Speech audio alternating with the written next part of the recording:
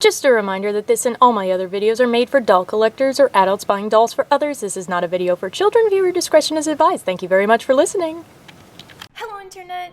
My name is Kelsey and welcome back to my closet. As promised, I am going to be talking about the OMG and Tween lineups now that they have been released. But since there isn't too much to talk about, I figured I'd squeeze in a couple of other goodies that I haven't had a chance to talk about yet. So let's do OMG first. Series 7, we have actually already seen these dolls, Golden Heart and Western Cutie. My opinions on them have not changed really. If you want to look back, I forget what video that I talked about them in, but I'll try to put it in the card. Our next line of House of Surprises dolls is going to consist of Speedster, Groovy Babe, and Cosmic Nova. The House of Surprises line, I do appreciate its existence. I like that it gives people a chance to get these dolls at a cheaper price if they might have missed them when they were actually on shelves, but none of these three are ones that I'm particularly interested in. Now here's something a little bit more interesting. We have Sunshine Makeover, which seems to be a new theme for the OMGs. Now if you go back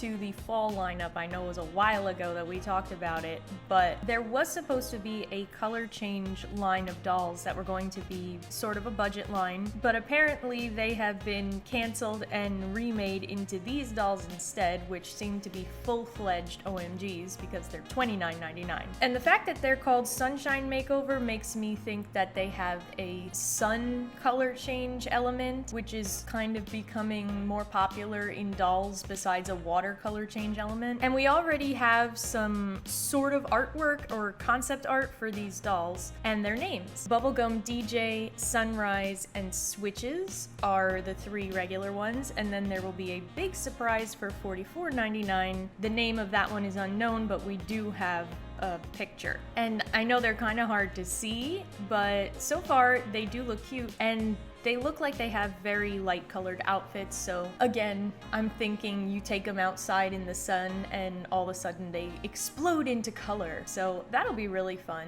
Now we have Fierce Series 2, and so far there's only two dolls in here, Candylicious and Kitty K. I find it odd that they are doing those two as Fierce dolls together rather than doing the second wave of regular OMGs as Fierce dolls. And they're doing kind of the same thing with House of Surprises where they kind of pick and choose what they feel like making. Like, I don't know, it doesn't make a whole lot of sense. I guess they're trying to pick the most popular dolls, but if I was behind the planning of this line, I would definitely be sticking to like some kind of order so that people know what to expect. But I will be interested to see how they do Kitty K in Fierce, but her design was already pretty over the top, so I don't know how they could make it more extreme. Then Tween Series 4, I talked about that briefly in the last video, so check that one out and you'll hear my thoughts on them. And then we have another theme for the tweens, and there's going to be two dolls at $24.99 each. This could be something similar to maybe the Babysitters line, since there's only two of them and they're a little more expensive, but there's really not much else that I can say about it since we don't even know what their little sisters are going to be. And then we have another series of the minis.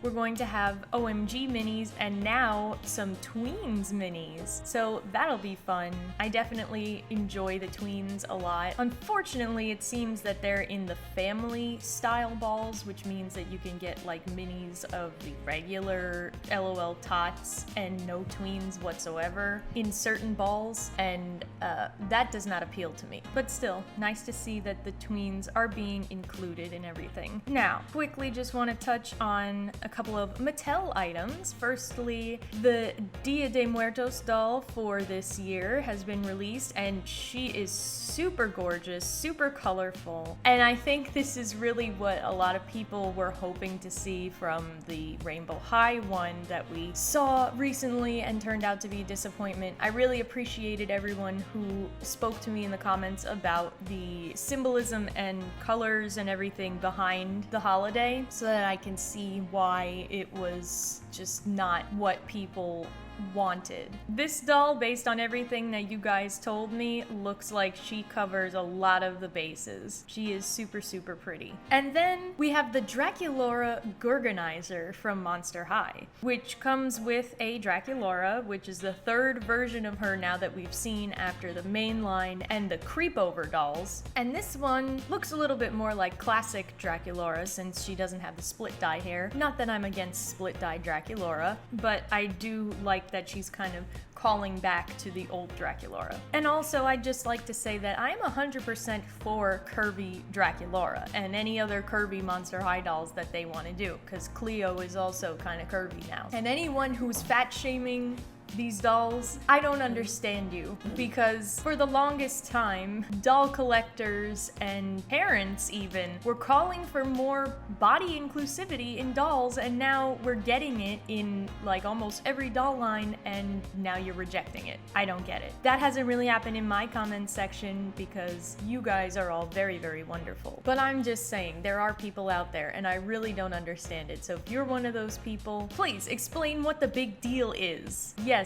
it's not how old Monster High was, but this isn't old Monster High. This is the Monster High of a new generation. Anyway, rant aside, back to this Goreganizer thing. I really love the little hearts on Draculaura's cheeks and her dress. I think it's super cute. The reason she looks a little hunched over in the box, I think, is because of the chest joint, which I was like blown away that they put a chest joint on the new Monster High dolls. That's amazing. I'm not really sure what this set is supposed to be because it looks like a mix between like a makeup thing or like decorate your face or whatever and stationery, because there's like a pen in there. So yeah, I don't know what they're going for here. The playset itself really isn't the most important thing to me anyway, but I do want to know the price because I do really like this Draculaura, and it's hard to pick a favorite out of the three that we've seen so far. But if I did want to get her, it would depend on the price of the set as a whole. And with that, guys, that's everything that I wanted to talk about today. So let me know what you think. Thanks so much for watching the video. If you liked it, give it a thumbs up, subscribe to the channel, share the video with your friends, and until next time, bye!